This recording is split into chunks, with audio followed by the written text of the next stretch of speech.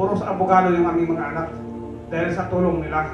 Pero ang kapalit wala na yung aming kamundukan. Hindi natin kailangang sirain ang kalikasan para ito ay pakinabangan.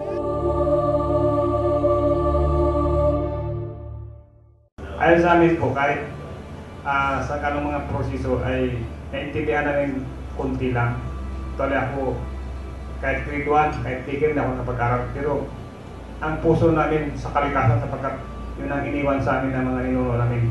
At sa aming pagsusuri na hindi nakapag-aral, kahit ubusin pa yung kalikasan, ang mahirap hindi makatakas po. Dahil sa aming kahirapan, libre na ang tubig, libre na ang kahoy, mahirap pa rin. Ibig sabihin namin, lalo na po kung ubos na yung kakubatan, lalo na po kung wala na yung mga buhay nila.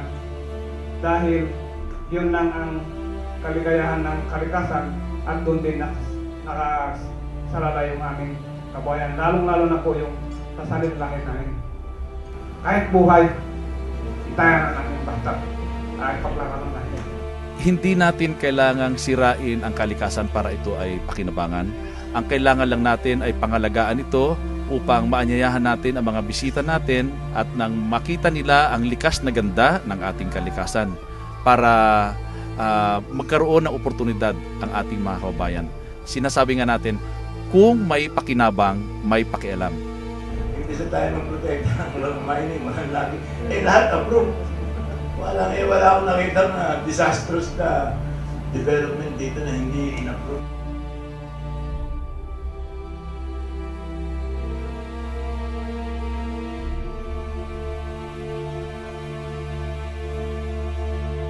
Pag pinayagan po lahat ng minahan, matutunaw ang Palawan. We will dissolve Palawan. Okay? We will remove Palawan from the map almost literally.